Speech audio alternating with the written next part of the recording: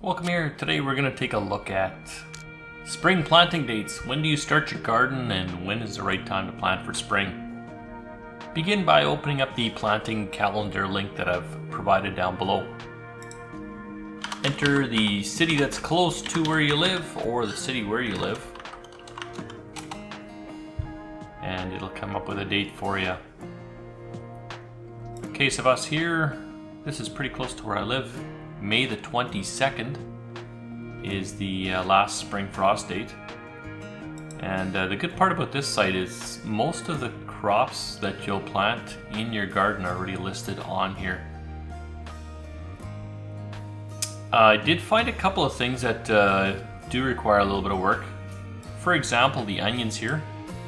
This is clearly a set onion sets date. This is not onions from seed.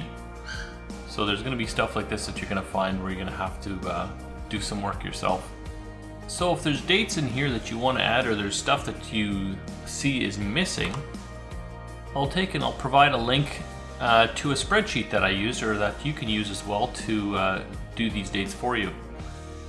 Start by punching in the date that we found there, the last frost date, May the 22nd. And then kind of take your calendar and pick a day that would work well for you to plant and chuck that in here. May the 29th for me is the weekend after May long, so that's typically when we plant our garden, so that's the date that I'm going to use. After you've got that in there, you can add anything that you want in the rows here. All these dates are calculated. I don't know if you noticed that or not, but when we change this date, everything else is calculated for you. So punch this in and you'll have whatever you need for your area. I have added a couple onion seeds, and at the bottom there's some flowers in here. I'll be starting flowers for the wife inside as well. Okay, so how to add your own seeds to this spreadsheet. I'm going to put the tomatoes in here. I know they're already in here. So we want to insert one row above the current line, so we do that. The borders and everything will follow suit. Name it what you will. We'll call this tomato test.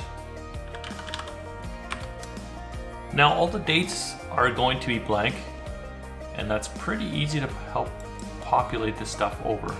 All you need to do is select the rows and drag that plus sign down. That'll copy the formulas for you,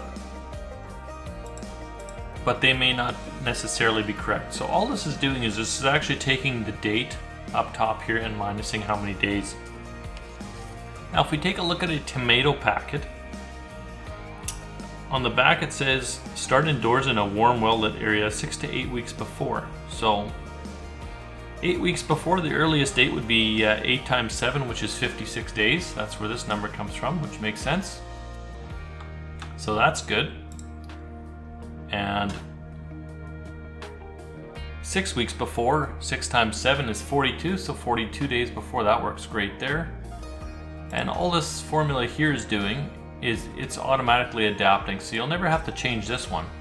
Now for planting outside, if there's nothing specified on the back of the packet, a quick Google search will usually tell you what time and when to plant stuff outside for different varieties. If there's nothing specified, planting after frost date is probably the safe bet.